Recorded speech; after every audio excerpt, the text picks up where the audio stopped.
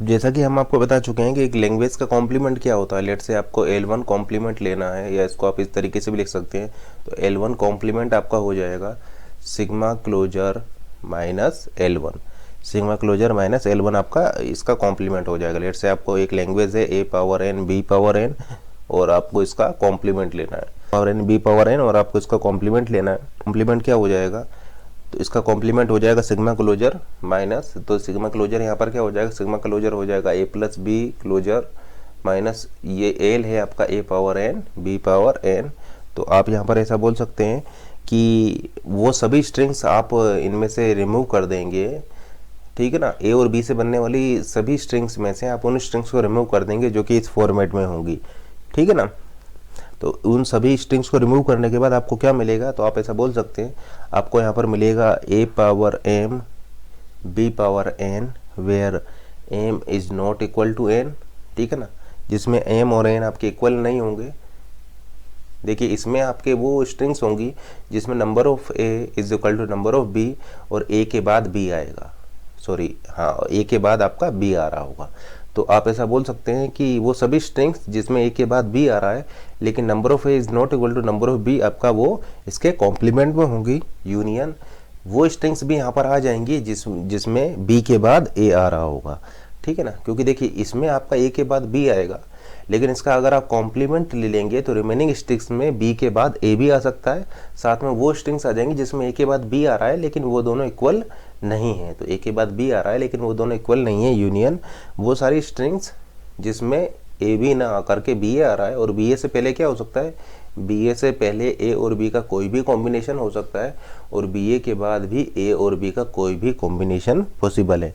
तो आप ऐसा बोल सकते हैं कि a power n B power n का अगर आप कॉम्प्लीमेंट लेंगे तो कॉम्प्लीमेंट लेने पर आपको ये मिल जाएगा। अगर आपको ये क्लियर नहीं हो रहा है तो आप क्या कीजिए, यहाँ पर कुछ स्ट्रिंग्स को लीजिए, यहाँ पर स्ट्रिंग्स को लीजिए और सब्सट्रैक्ट करके चेक कीजिए, तो जो स्ट्रिंग्स आपको मिलेंगी वो इस फॉर्मेट में मिलेंगी। उसी तरीके से हम अगर आपसे पूछें ए स्ट्रिक बी स्ट्रिक इसका कॉम्प्लीमेंट क्या हो जाएगा, तो इसका कॉम्प्लीमेंट आप लिख सकते हैं। इसका देखिए कॉम्प्लीमेंट आपका हो जाएगा A plus B closure sigma closure minus A closure B closure. तो देखिए अब यहाँ पर सिर्फ आप ऐसा बोल सकते हैं कि ए के बाद बी आएगा, ए के बाद बी आएगा, लेकिन नंबर ऑफ ए और नंबर ऑफ बी पर आपका यहाँ पर कोई भी रेस्ट्रिक्शन नहीं है। तो आप ऐसा बोल सकते हैं ए के बाद आपका यहाँ पर बी आएगा। तो इसके कॉम्प्लीमेंट में क्या हो जाएगा, इसके कॉम्प्लीमेंट में आप ऐसा बोल सकते हैं कि इसके कॉम्प्लीमेंट में वो स्ट्रिंग आ जाएगी जिसमें बी के बाद ए आ रहा होगा। यानी देखिए बी के बाद ए आ रहा है, और इससे पहले क्या हो सकता है, इससे पहले ए और बी का कोई भी कॉम्बिनेशन रहा होगा, और इसके बाद भी आप ऐसा बोल सकते हैं कि ए और बी का कोई भी कॉम्बिनेशन हो सकता है। तो आप ऐसा बोल सकते हैं ए स्टार बी स्टार को कॉम्प्लीमेंट हो जाएगा आपका A plus B closure B A plus B closure. इसमें भी आप ऐसा कर सकते हैं कि एक एग्जांपल ले लीजिए, कुछ स्ट्रिंग्स यहाँ पर लिख लीजिए, यहाँ पर भी कुछ स्ट्रिंग्स ले लीजिए, और उसका फिर कॉम्प्लीमेंट लेकर के आप चेक कर सकते हैं। चेक करेंगे तो आपका कॉम्प्लीमेंट आपका ये आ जाएगा। अब बात करते हैं ए माइनस बी। तो ए माइनस बी को आप कैसे निकालेंगे, तो इसको आप निकाल सकते हैं ए इंटरसेक्शन बी कॉम्प्लीमेंट से, ठीक है ना। अगर लेट से आपको इंटरसेक्शन लेना है, और आप यहाँ पर डी मॉर्गन थ्योरम का भी यूज़ कर सकते हैं। ये आपका इक्वल होता है L1 complement union L2 complement whole complement, क्योंकि आप इसको लेंगे तो ये आपका हो जाएगा L1 complement complement intersection L2 complement complement, और ये आपका L1 इंटरसेक्शन L2 के इक्वल हो जाएगा। तो डी मॉर्गन थ्योरम अगर आप यहाँ पर लगाएं तो आप ऐसा लिख सकते हैं ये इक्वल है L1 complement union L2 complement whole complement. तो डी मॉर्गन थ्योरम का यूज़ करके आप ऐसा बोल सकते हैं कि ये दोनों इक्विवेलेंट हैं। उसी तरीके से आप यहाँ पर ऐसा बोल सकते हैं कि L1 यूनियन L2 क्या हो जाएगा, L1 यूनियन L2 आपका हो जाएगा L1 कॉम्प्लीमेंट, और देखिए ये यूनियन का क्या हो जाएगा, यूनियन का हो जाएगा intersection L2 complement whole complement, क्योंकि डी मॉर्गन थ्योरम लगाने पर आपको ये मिल जाएगा। तो L1 यूनियन L2 हो जाएगा L1 complement intersection L2 complement whole complement, और L1 इंटरसेक्शन L2 कॉम्प्लीमेंट को आप लिख सकते हैं, देखिए L1 इंटरसेक्शन L2 कॉम्प्लीमेंट को आप लिख सकते हैं L1 माइनस L2, या इसको आप लिख सकते हैं L1 minus L1 intersection L2। ये मान लीजिए अगर आपका L1 है, ये मान लीजिए अगर आपका L2 है, तो L1 माइनस L2 आपका क्या हो जाएगा, ये हो जाएगा। तो आप क्या देख रहे हैं कि L1 minus L2 is equal to L1 minus L1 intersection L2, या फिर L1 इंटरसेक्शन L2 कॉम्प्लीमेंट। तो तो ये आपका L2 है, L2 के कॉम्प्लीमेंट के साथ जब आप इंटरसेक्शन लेंगे तो कॉमन पार्ट इसमें ये वाला आ जाएगा। तो इसमें से आप किसी भी तरीके से आप इसको निकाल सकते हैं। और अगर हम आपसे पूछें कि L1 L2 आपका ये क्या होगा, तो इसको आप लिख सकते हैं, देखिए ये आपका हो जाएगा सिमेट्रिक डिफरेंस। तो आप ऐसा बोल सकते हैं कि ये वाला पार्ट हो जाएगा L1 एक्सोर L2, यानी आप यहाँ पर बोल सकते हैं कि ये क्या हो जाएगा, ये हो जाएगा L1 माइनस L2। तो ये हो गया L1 माइनस L2 यूनियन, ये हो जाएगा आपका L2 minus L1, L1 minus L2 union L2 minus L1, L2 minus L1।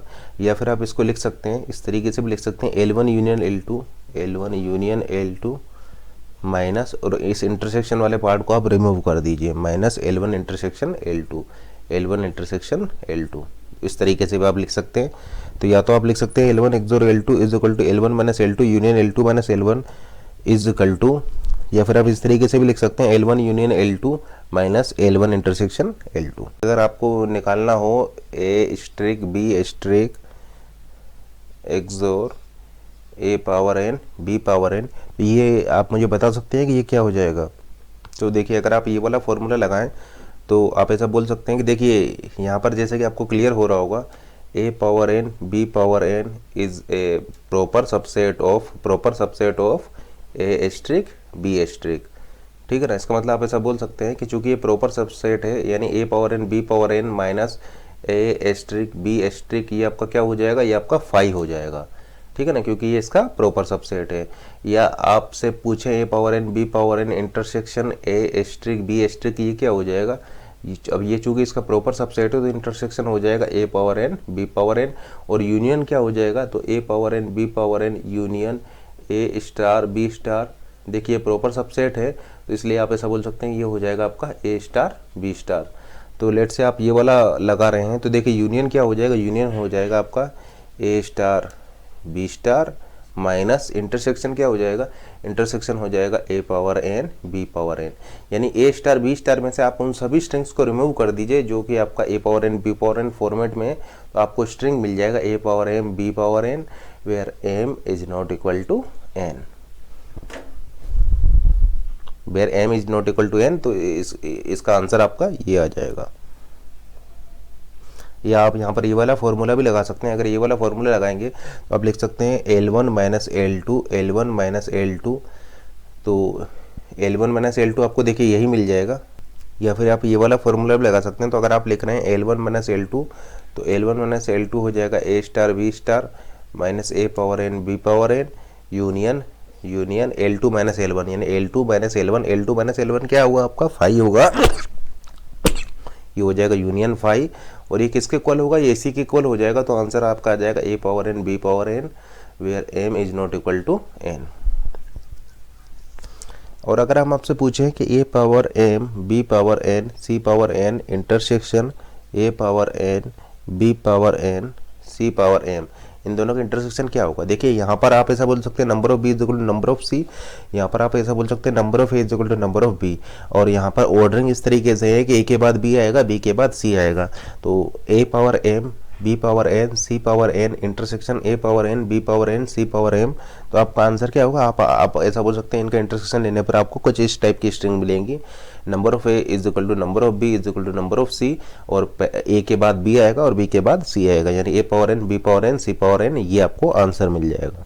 अब ऑलरेडी हम आपको चोमेस्की हायरार्की बता चुके हैं या टाइप्स ऑफ ग्रामर आपको बता चुके हैं। तो ग्रामर क्या होता है, ग्रामर आपका 4 टपल है, ये आपको हो जाएगा variable set, comma terminal set, comma starting symbol, comma production rules. तो ये आपका एक ग्रामर है जिसको हम ऑलरेडी आपका एक्सप्लेन कर चुके हैं। टाइप्स ऑफ ग्रामर को भी हम ऑलरेडी एक्सप्लेन कर चुके हैं। तो टाइप जीरो ग्रामर यहाँ पर वहाँ पर हमने आपको बताया था कि टाइप जीरो ग्रामर को आप फ्रेज स्ट्रक्चर ग्रामर भी बोल सकते हैं, PSG। तो टाइप जीरो ग्रामर को आप फ्रेज स्ट्रक्चर ग्रामर या PSG भी बोल सकते हैं। और टाइप जीरो वाली ग्रामर जो होगी वो अनरिस्ट्रिक्टेड ग्रामर होंगी। टाइप जीरो वाली जो ग्रामर होगी उसको आप बोल सकते हैं अनरिस्ट्रिक्टेड ग्रामर, यानी यहाँ पर कोई भी रिस्ट्रिक्शन नहीं है, आप कोई भी ग्रामर लीजिए वो ग्रामर आपका टाइप जीरो में होगी, ठीक है ना। तो टाइप जीरो में आपका अनरिस्ट्रिक्टेड ग्रामर होगी,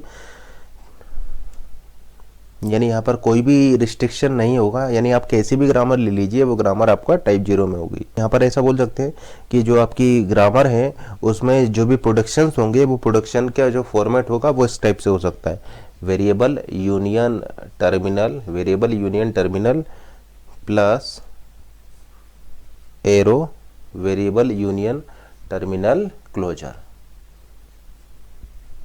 तो आप ऐसा बोल सकते हैं grammar G is unrestricted grammar if all productions are of the form of variable union terminal plus arrow variable union terminal closure। तो टाइप 0 को आप फ्रेज स्ट्रक्चर ग्रामर भी बोल सकते हैं, और यहाँ पर जो ग्रामर होगी वो अनरिस्ट्रिक्टेड ग्रामर होगी। और अनरिस्ट्रिक्टेड ग्रामर बोलने से मेरा मतलब है कि उस ग्रामर में जितने भी प्रोडक्शंस होंगे वो सभी प्रोडक्शन आपके इस फॉर्मेट में होंगे, यानी variable union terminal plus arrow variable union terminal asterisk. यानी आप ऐसा बोल सकते हैं कि ये इस ग्रामर में जो भी प्रोडक्शंस होंगे, जितने भी प्रोडक्शंस होंगे, उन सभी प्रोडक्शंस में लेफ्ट हैंड साइड में एटलीस्ट 1 वेरिएबल होना चाहिए। देखिए ये क्या है, ये आपका लेफ्ट हैंड साइड है, लेफ्ट हैंड साइड में एटलीस्ट 1 वेरिएबल यहाँ पर होना चाहिए। और यहाँ पर जो मशीन वर्क करेगी वो मशीन हो जाएगा आपका ट्यूरिंग मशीन, और जो language generated by this Turing machine जो है आपका हो जाएगा, और यहाँ पर जो आपकी मशीन वर्क करेगी वो हो जाएगा आपका ट्यूरिंग मशीन, ठीक है ना। और आप ऐसा, और यहाँ पर जो लैंग्वेज होगी इस ग्रामर के कॉरस्पॉन्डिंग जो लैंग्वेज होगी, language generated by this unrestricted grammar is recursive enumerable. जो तो लैंग्वेज आपका हो जाएगा रिकर्सिव एनुमरेबल। आप यहाँ पर देख पा रहे हैं, यहाँ पर आपका एरो लेमडा जो है वो आपका अलाउड है, इस टाइप का प्रोडक्शन आपका अलाउड है, क्योंकि ये आपका इस टाइप के प्रोडक्शन को अलाउ कर रहा है। तो एरो लेमडा यहाँ पर अलाउड है। तो ये मान लीजिए कि आपकी टाइप 0 ग्रामर्स हैं, टाइप 0 ग्रामर्स हैं।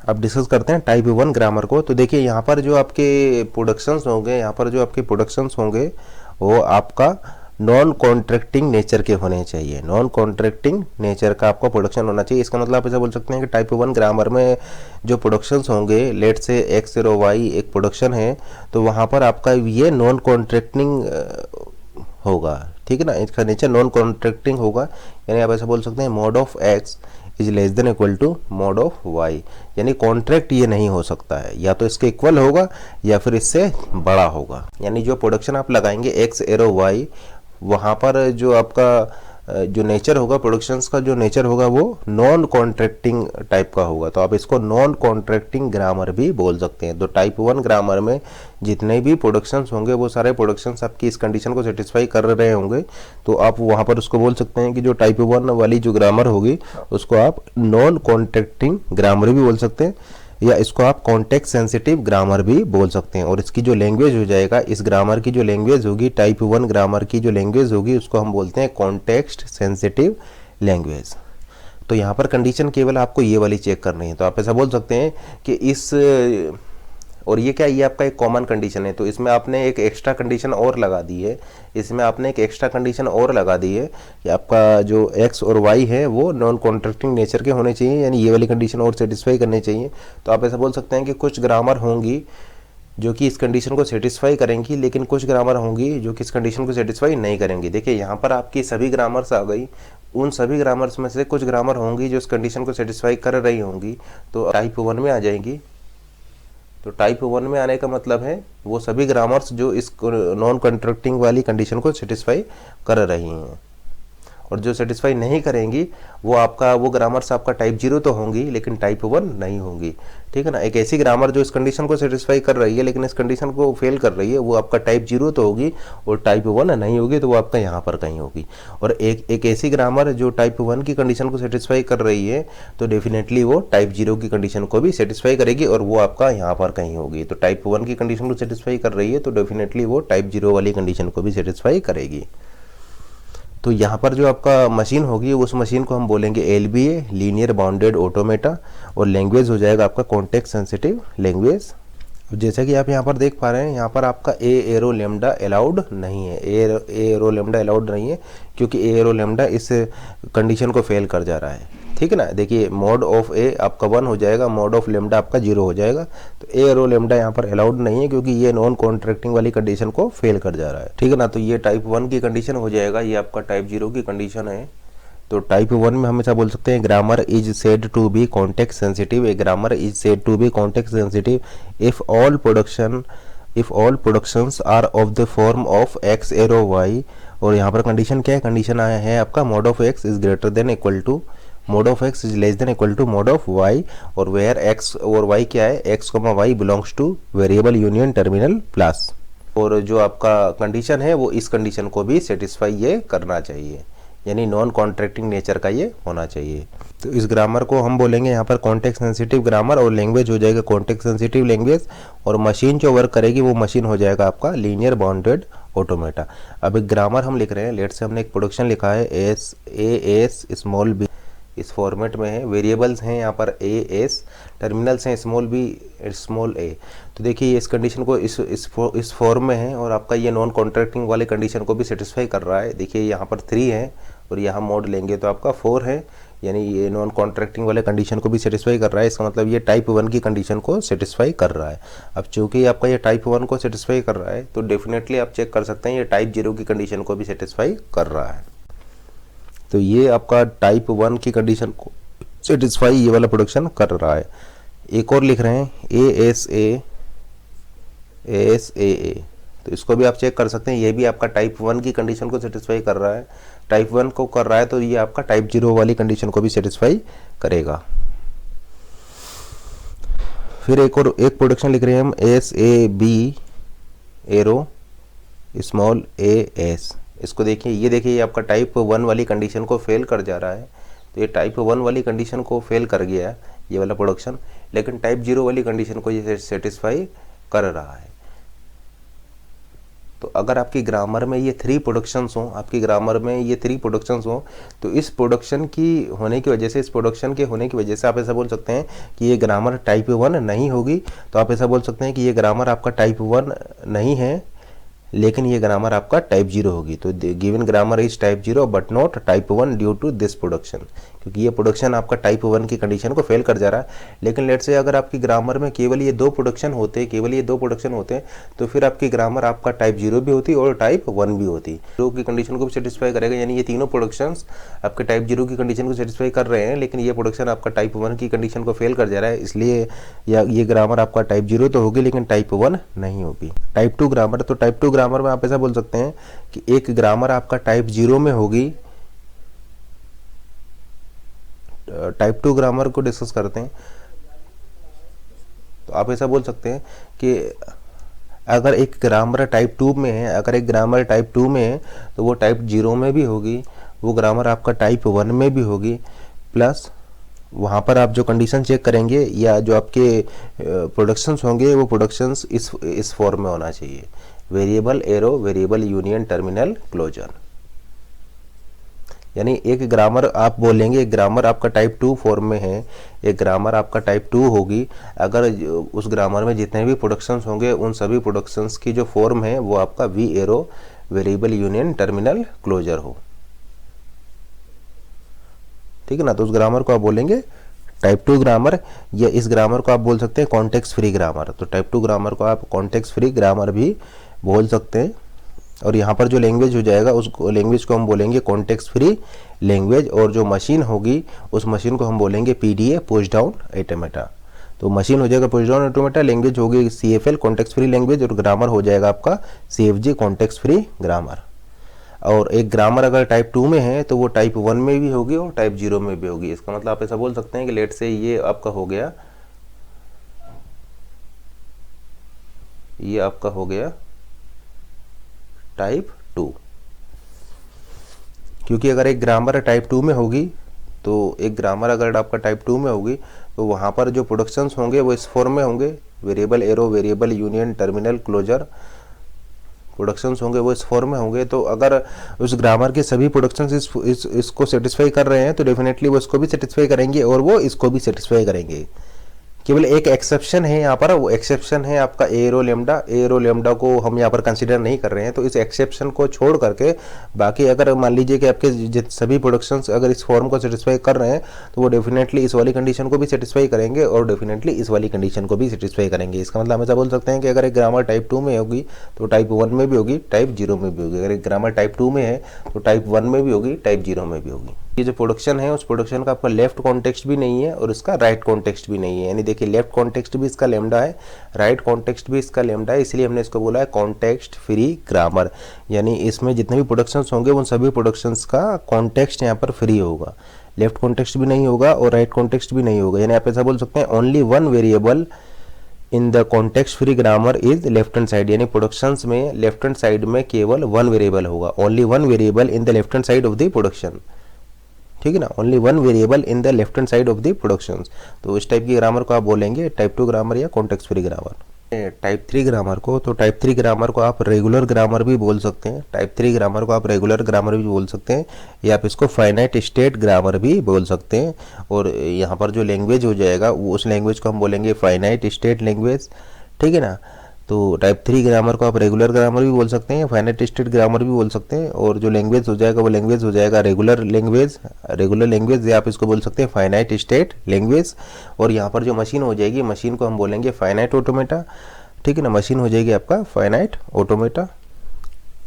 और जो यहाँ पर प्रोडक्शंस होंगे वो प्रोडक्शंस आपके इस फॉर्म में होंगे, variable arrow T asterisk V slash T asterisk, या तो इस फॉर्म में होंगे और या फिर आप ऐसा बोल सकते हैं कि आपके इस फॉर्मेट में होंगे स्लैश टी एस्ट्रिक। तो अगर आपके सभी प्रोडक्शंस इस फॉर्म में हैं, इसको हम बोलेंगे राइट लीनियर, ये हो जाएगा आपका राइट लीनियर, और ये है आपका लेफ्ट लीनियर। तो ये आपका राइट लीनियर है और ये है आपका लेफ्ट लीनियर, ठीक है ना। तो इस टाइप की ग्रामर को हम बोलेंगे रेगुलर ग्रामर या टाइप 3 ग्रामर या फाइनाइट स्टेट ग्रामर भी आप इसको बोल सकते हैं। लैंग्वेज हो जाएगा यहाँ पर रेगुलर लैंग्वेज या फाइनाइट स्टेट लैंग्वेज, मशीन हो जाएगा आपका फाइनाइट ऑटोमेटा।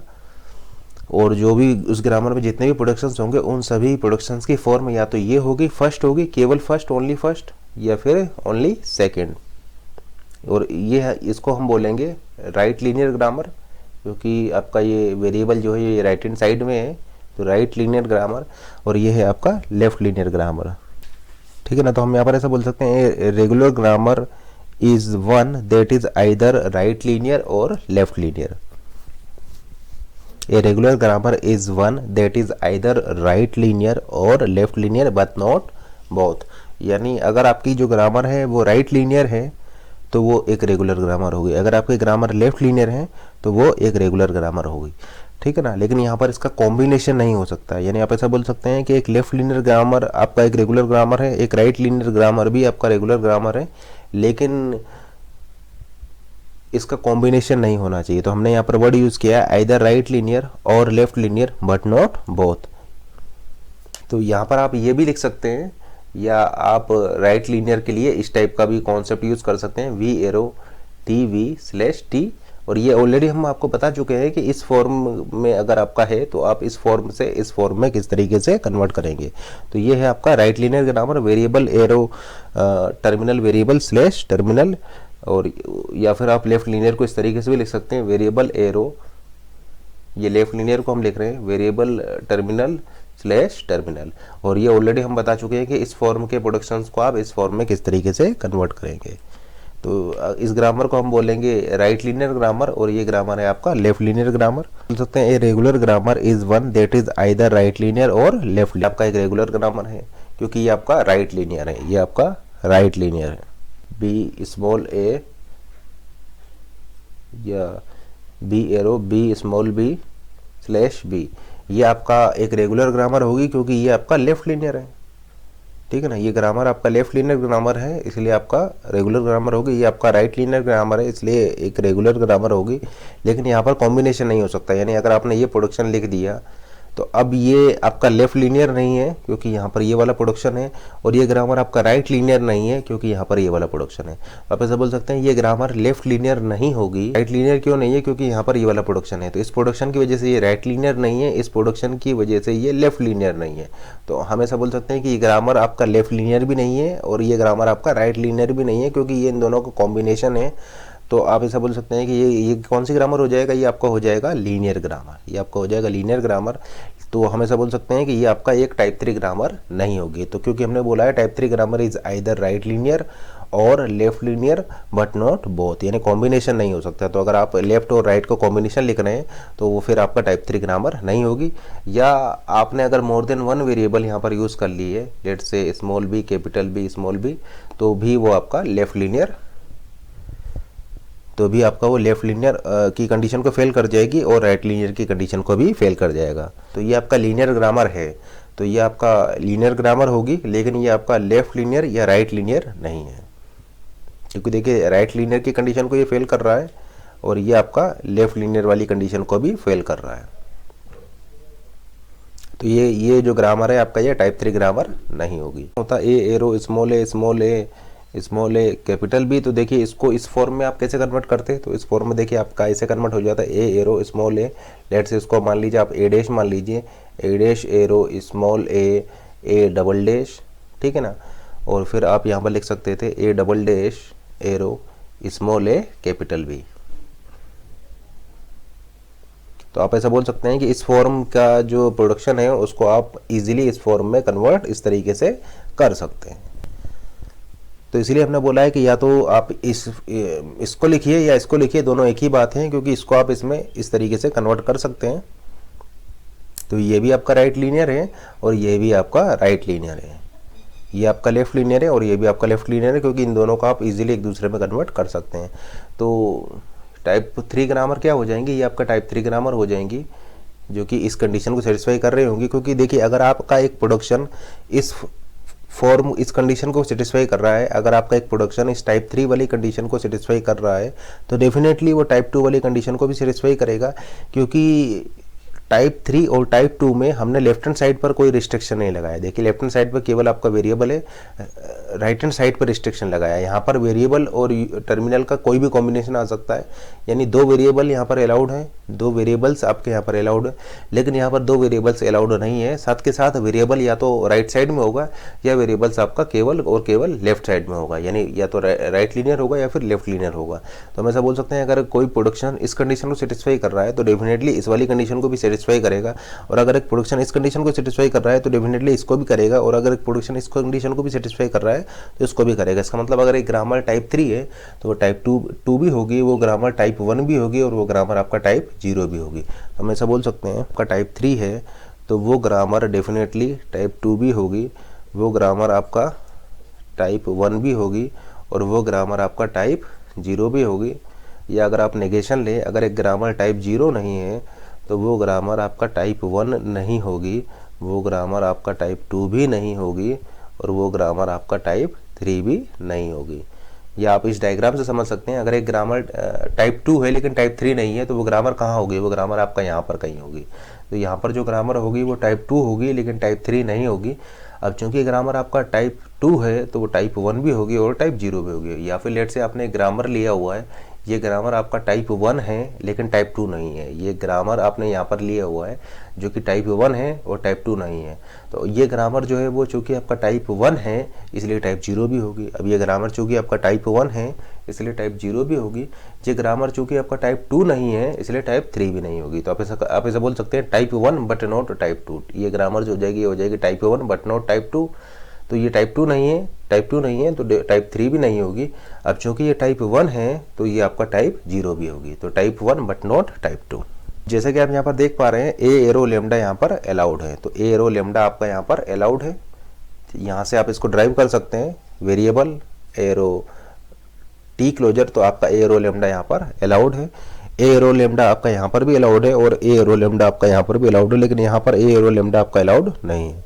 अब देखिए लीनियर ग्रामर क्या हो जाएगा। तो लीनियर ग्रामर में आप ऐसा बोल सकते हैं कि जो प्रोडक्शंस होंगे उनकी फॉर्म ये होगी वेरिएबल एरो। देखिए लीनियर ग्रामर है यानी राइट हैंड साइड में आप ऐसा बोल सकते हैं आप केवल एट मोस्ट वन वेरिएबल का ही यूज़ यहाँ पर कर सकते हैं। आप चूँकि ये लीनियर ग्रामर है तो राइट हैंड साइड में आप एटमोस्ट वन वेरिएबल का ही यहाँ पर यूज़ करेंगे, यानी मोर देन वन वेरिएबल का अगर आपने यहाँ पर यूज़ किया तो फिर ये ग्रामर लीनियर नहीं रहेगी। जैसे कि ए एरो बी सी आपके दो वेरिएबल यूज़ कर लिए तो ये दो आपने यूज़ कर लिया इसलिए आपका ये लीनियर नहीं होगी।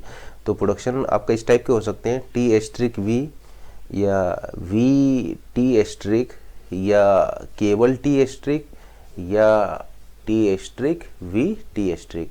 तो लीनियर ग्रामर में जो आपके प्रोडक्शंस होंगे उनकी फॉर्म आपका ये हो जाएगी। इस ग्रामर को आप बोलेंगे लीनियर ग्रामर।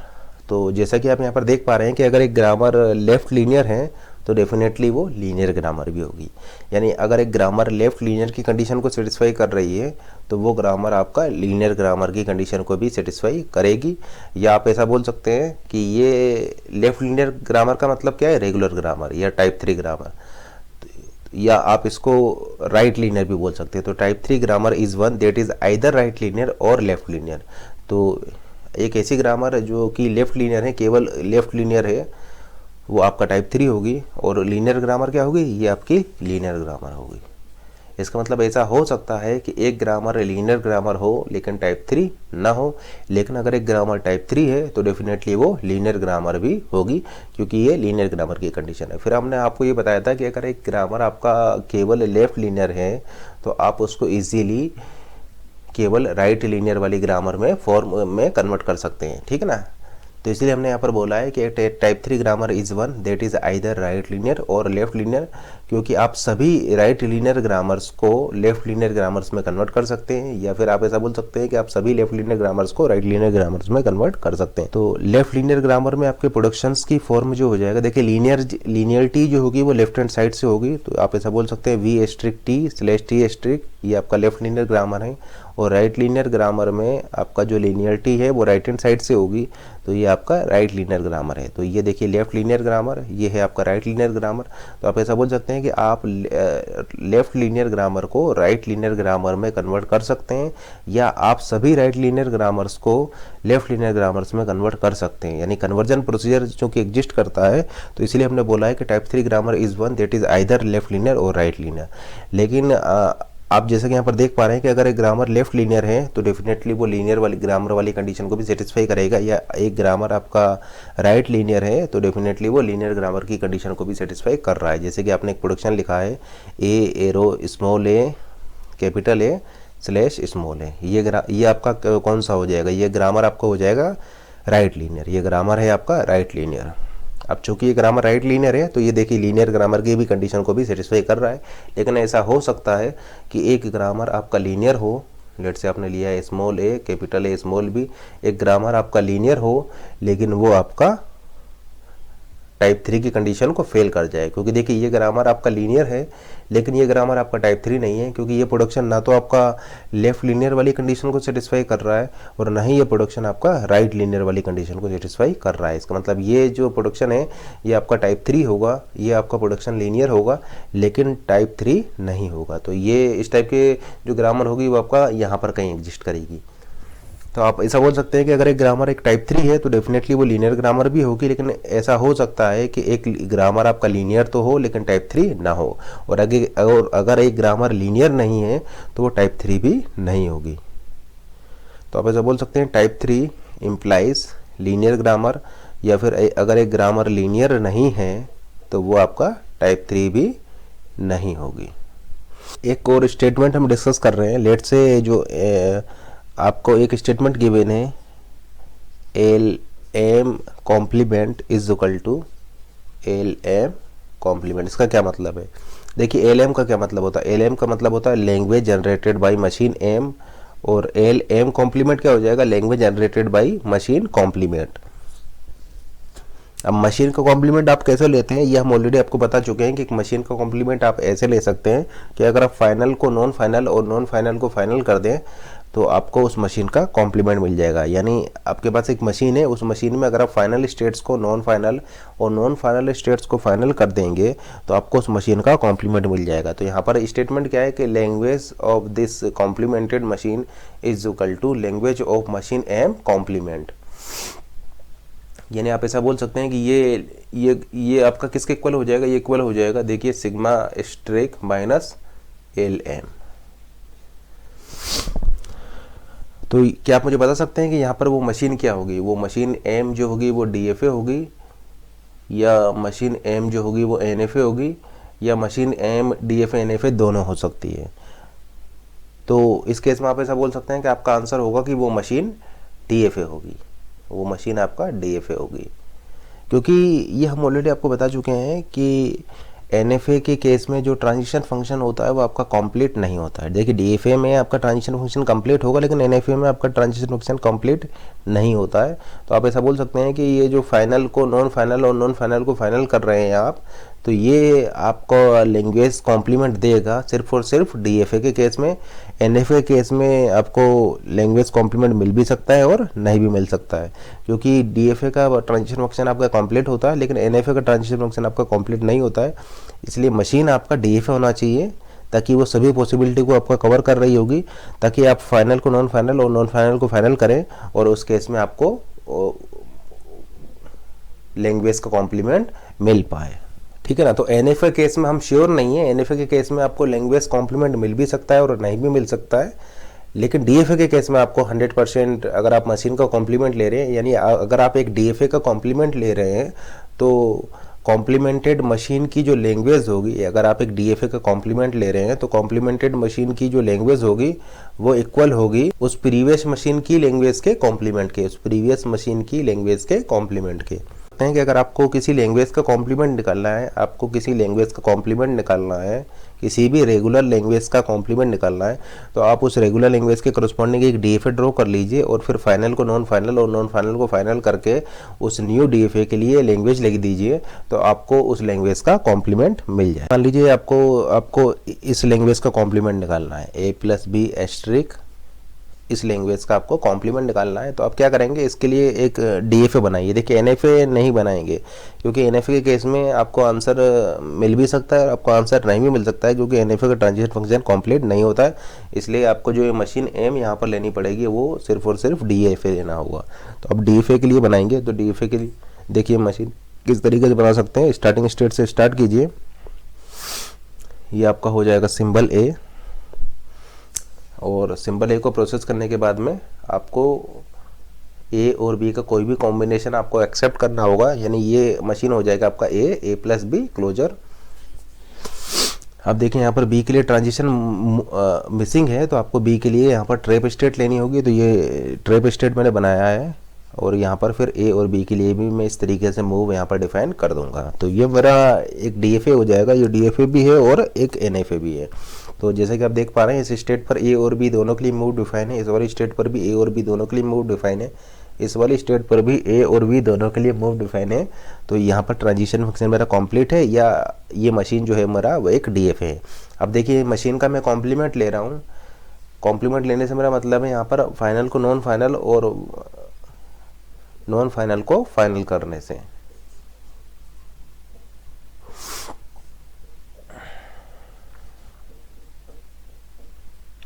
तो देखिए इस मशीन का मैं कॉम्प्लीमेंट ले रहा हूँ, फाइनल को नॉन फाइनल कर दे रहा हूँ, फाइनल को नॉन फाइनल कर दिया और नॉन फाइनल को फाइनल कर दिया। तो इस तरीके से मैं इस मशीन का कॉम्प्लीमेंट ले सकता हूँ।